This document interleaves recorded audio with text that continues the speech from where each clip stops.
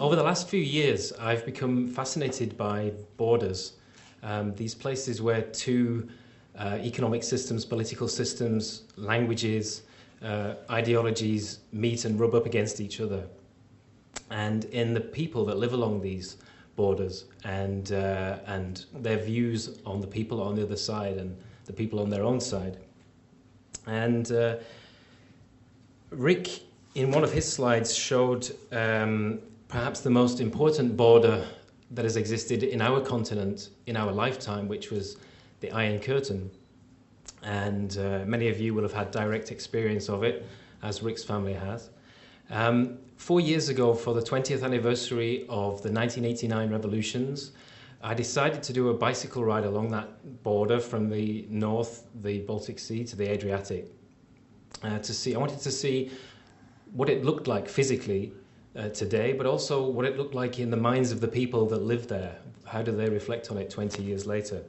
So I did that, and I wrote a book about it, a photographic documentary book, which I called Fragments.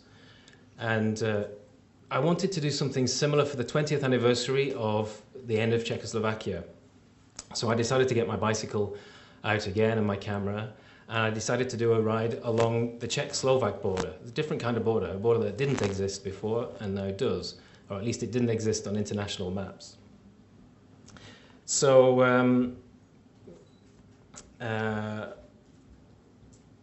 over the next few minutes, I'd like to show you some of the things that I saw when I did that journey. Here is the border. Many of you will recognize it. It goes diagonally through the picture. On the north is the Czech Republic and the south is Slovakia. If you look at the top right-hand tip there, there's a little bit of territory which is Poland, and there's one end of the Slovak-Czech border there. And if you look at the bottom left, you see that's Austria in the bottom left corner, and that's the other end of the Czech-Slovak border. It's 252 kilometers long. In the central area, it's very mountainous. The center and the north, it's a very mountainous terrain, very green, sparsely populated. It's a very beautiful place. I know many of you will have been there and know it. If you haven't, I'd recommend that you go. In the southwest, it's more of a flat terrain. There's the floodplain of the river Morava, which forms the border. Different kind of terrain, but equally beautiful. So the first thing I had to do was, I decided to go from the Polish end in the northeast and cycle to the Austrian end of the border. So the first thing I had to do was to find the point where Poland, the Czech Republic, and Slovakia meet. If I say I like places where two countries meet, the places where three countries meet are absolutely fascinating. Especially for somebody like me, I'm from the UK. We don't have anywhere where two borders meet. So I had to find that place. Luckily, it wasn't too difficult to find. It's well signposted. Many of you will understand what this sign is saying. You're 100 meters away from the tri-point, as they call it, where the three countries meet. And there's a sign to it because the three local authorities, the Polish, Czech and Slovak authorities, are trying to turn the site into a tourist attraction. So there are picnic tables and there are information tables, and it's a very, very pleasant place up in the countryside, up in the hills on the border there. And you might see there are three obelisks. I don't know if you can make them out, but one for each country. They're all new over the last few years. But what you can't see there is the actual point where the borders meet. That's a little bit hidden and it's not signposted. If you look at the bridge on the left-hand side of the picture, there's a stream underneath there, and we're going underneath that bridge now, and we go a bit closer in, and there underneath the bridge, hidden and not marked in any way, that is the start of the Czech-Slovak border. So I went and I touched that to symbolically start my journey, and I climbed back up from the bottom of the stream. And just nearby, there's this border marker stone in the center of the picture there with the red top. That's also quite interesting. It's got the letter S on it for Slovakia. It marks Slovakia's border with Poland. But I'm not sure how clear it is, but just underneath that, you can see etched into the border stone, you can see the letters CS or ČS for Československo or Czechoslovakia. So this is a recycled border stone. I don't know how much it costs to plant a new border stone, but Slovakia decided not to get new ones, and they used the old ones. They did exactly the same in the Czech Republic. All around the borders of the former Czechoslovakia are the same kinds of thing. Okay, so I started my journey from this point, and the first place I came to was a little town on the border on the Czech side called Mosty u Jablunkova, which many of you will know. And I came across this fella, and he's called Tomáš Sikora. He's a Czech, and the building next to him is a pub, and he manages the pub, and it's less than a kilometre from the border with Slovakia. So I started off on my journalistic enterprise, asking him questions. How do you feel about the Slovaks? How is life now, 20 years after the breakup, and so on? He said, I don't know. I never go there. I don't know any Slovaks. I have nothing bad to say. I have nothing good to say. I just don't know anything about them. I have no need to go there. And I thought this was very strange. He's a kilometre away from a place that speaks substantially the same language as him, and he claims not to know the place. But he's 30 years old, and so he was only 10 when Czechoslovakia broke up, and he said, I was a child. I don't really remember it very well. And so perhaps it's understandable that he doesn't really have an affinity with the Slovak side of the border. Anyway, a bit further on, I started to climb up into the hills. This is the kind of landscape and terrain that you get around there. And I stayed in a mountain hut, a chata, Horská chata, again on the Czech side. And the lady who runs this is called Eva Hečková, again a Czech. And I spoke to her and asked her the same sort of questions, and she had a lot to say.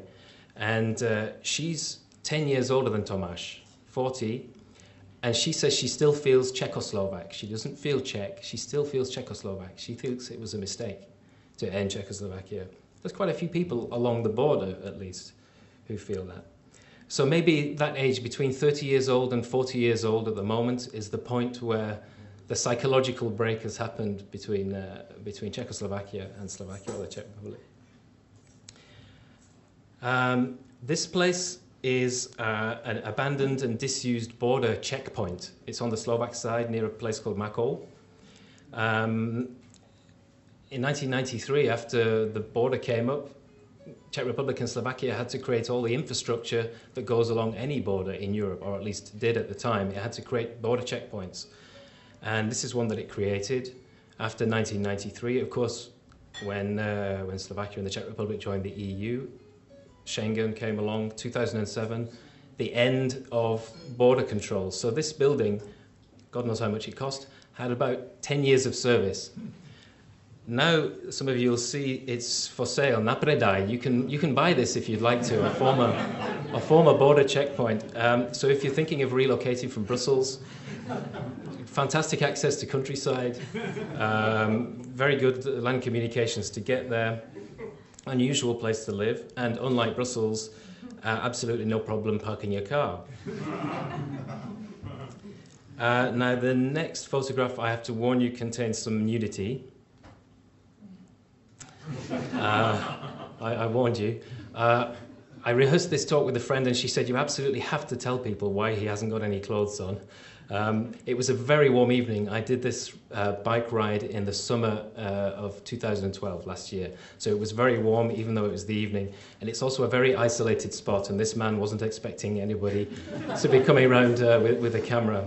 This man is called Josef Balázs, and we are standing right on the Czech-Slovak border. He is a Slovak, but he has lived on the Czech side for a very long time. Where we're standing there is a road across the railway line. The railway line actually is the first railway line that was built in 1888, joining what is now the Czech Republic and what is now Slovakia.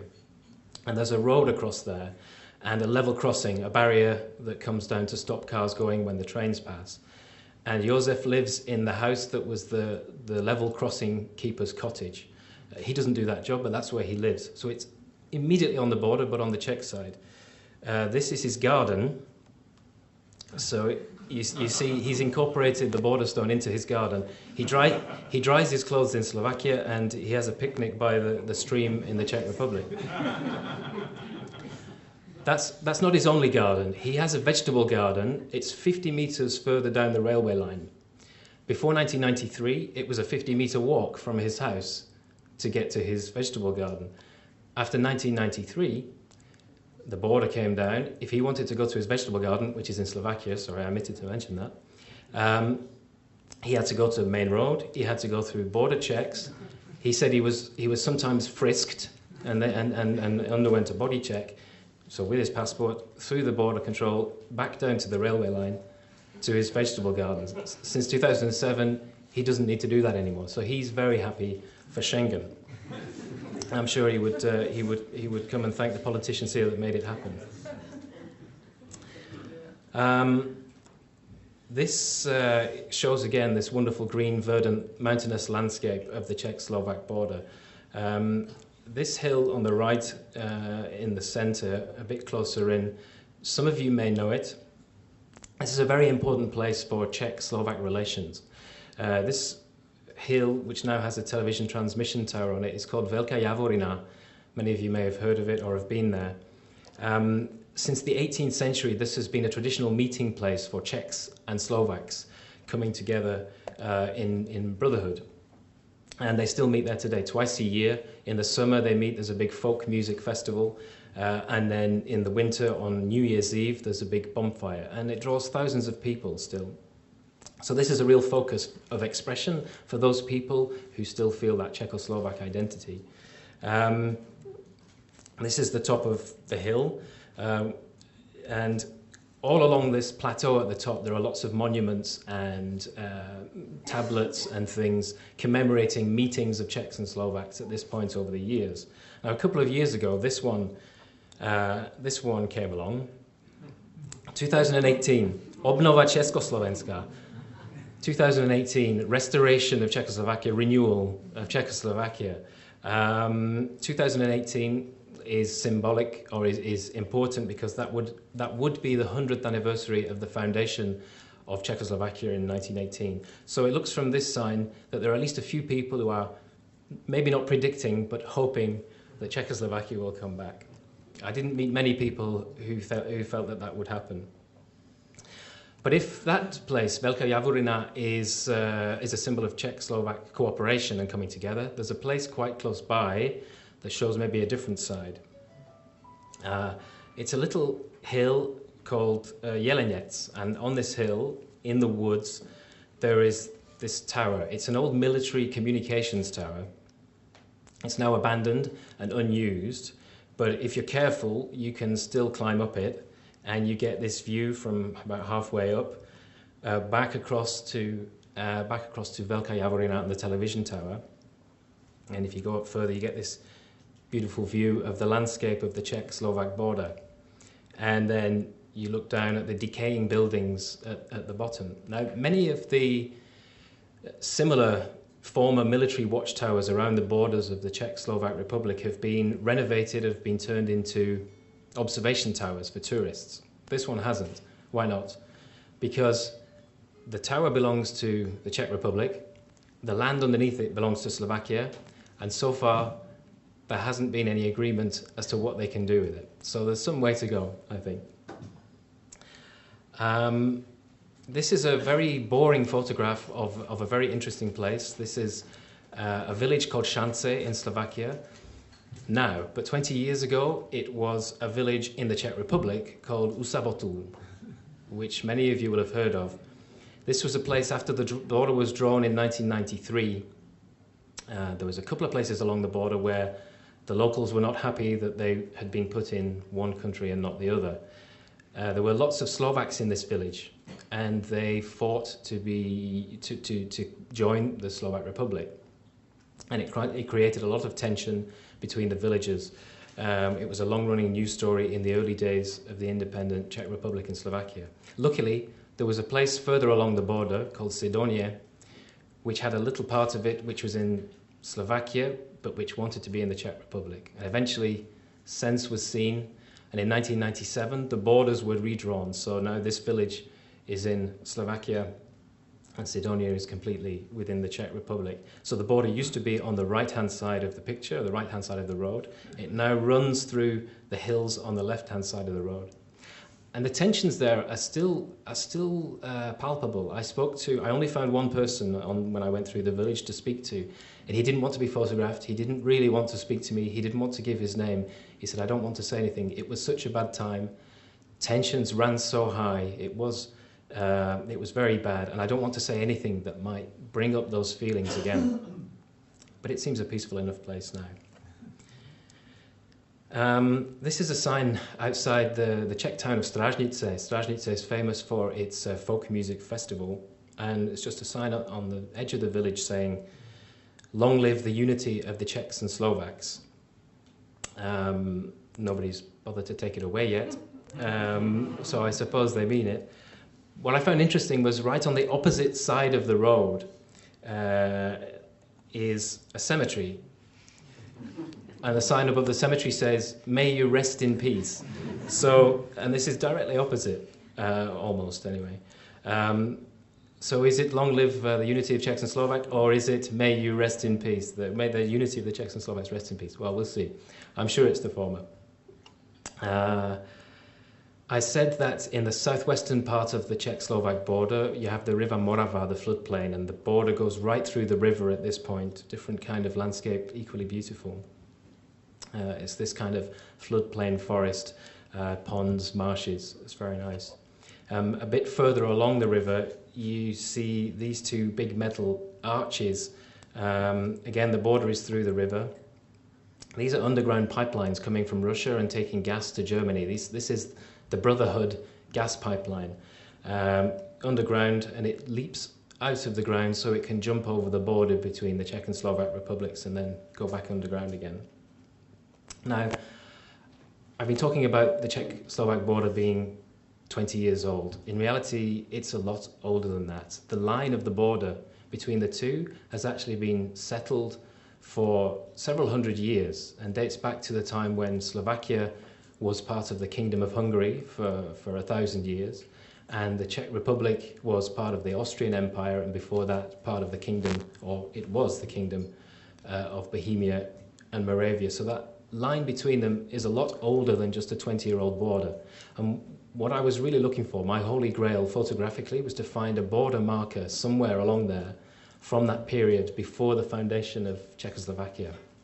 And every village I went through, I said, "Do you know any old border markers, any old border stones?" And the answer was either no, or maybe there used to be one in the woods somewhere. It's maybe over there.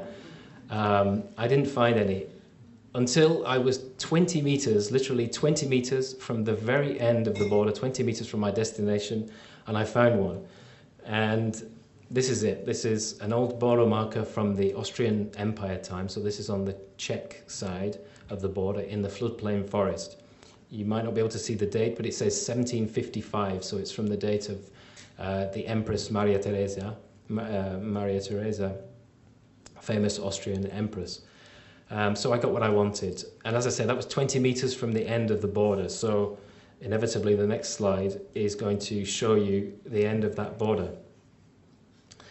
The border here, the tri-point, is formed by the rivers Morava and the Dyje, and they form a confluence, and that's where the three countries meet. So I'm at the very tip of the Czech Republic here.